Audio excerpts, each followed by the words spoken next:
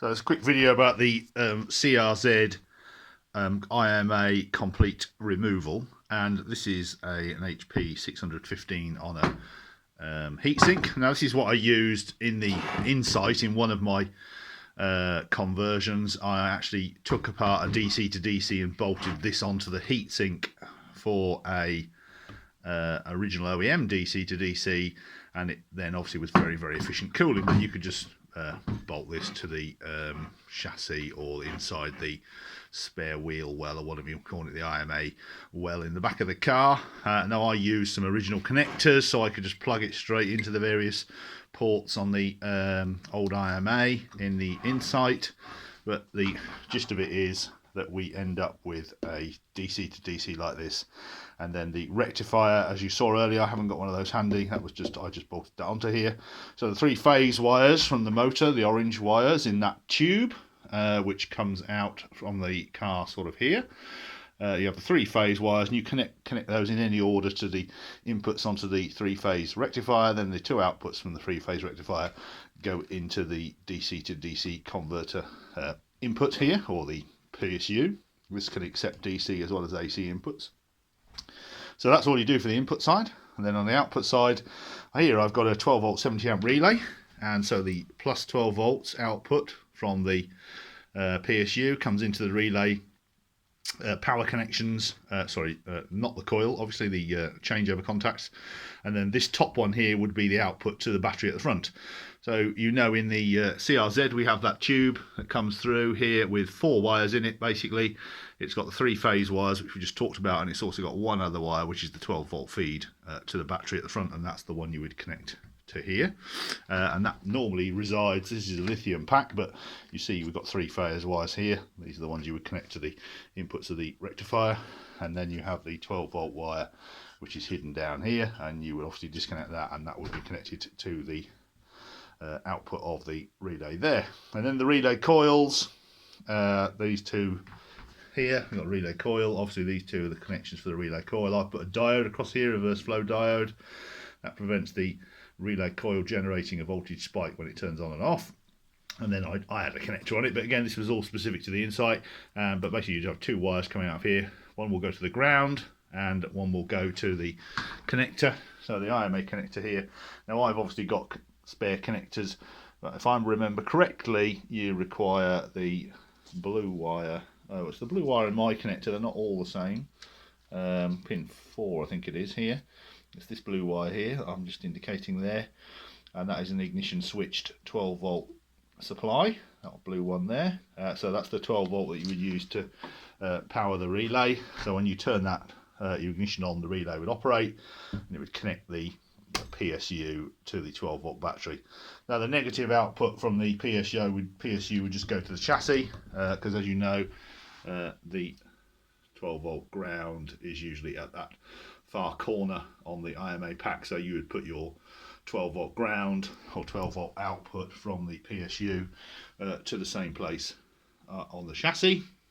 So that's basically it really. So obviously I haven't tested this on the CRZ, and the CRZ motor may be a slightly lower output than the Insight, so you might need to add some smoothing capacitors to the input of this, or you might need a slightly different power supply. But this one worked quite well. This one was 15 volt adjustable output. There's a little tiny pot on the end, it's just here in fact, and you can adjust the voltage up and down a bit. I had it about 13.8 volts, and it will just output that all day long, and it will vary its load on the motor depending on the load that you put onto the PSU. And it says it's rated to 43 amps, but it actually doesn't cut out until it gets to like over nearly 50 amps. So it's got a bit of overhead, and that's more than enough to run the car in normal conditions. Obviously if you have the heated rear screen, the aircon and everything, and it's pitch dark and you've got the lights on, that'll probably be too much and you'll start drawing from the 12 volt. But within normal circumstances, certainly as a temporary thing, it's got more than enough oomph to run the car.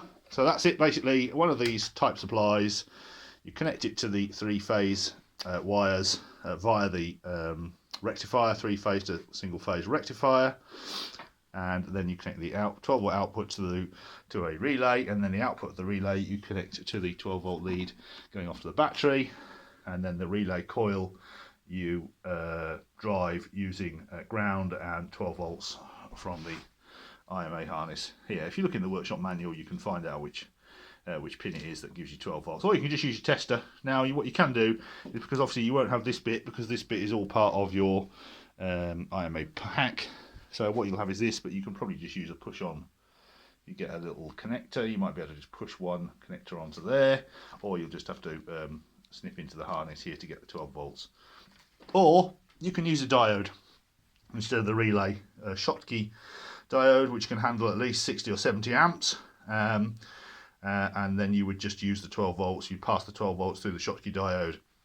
And that would mean that when the car is off, the current can't, or the voltage can't go back through the diode into the PSU, because the PSU does have a small parasitic drain, and it would slowly drain the 12 volt, which we know is bad enough as it is, if you left it connected without having a relay or a diode. So that's why I've got a relay on here. I didn't have any powerful Schottky diodes.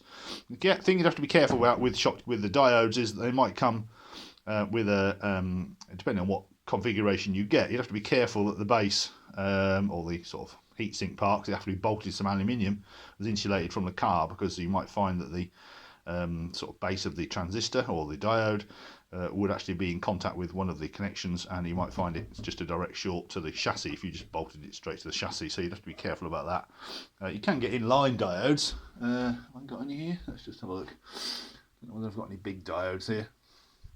I've got various diodes, as you can see. Well, anyway, here's some bridge rectifiers. These are bridge rectifiers.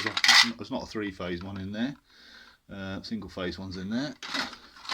Let's have a look. Diodes. Power diodes. Yeah, you can get different types of power diodes. So these are sort of like 6 or 10 amp diodes, but you need at least 70 or 80 amps. You can get some that bolt to an aluminium heatsink, but again, you see this would be live 12 volt. You couldn't just bolt that to the car or any aluminium on the car, because obviously that would be a direct short.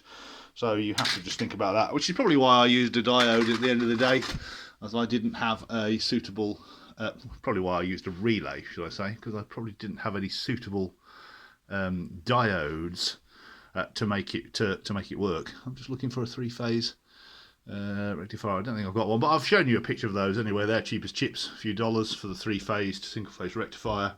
The PSU is the most expensive part, and the relay is only a couple of dollars on eBay, I would think. So there you are. So hopefully that should give you enough information to do that if you wanted to do it. As I said in my introduction, I don't really like doing it.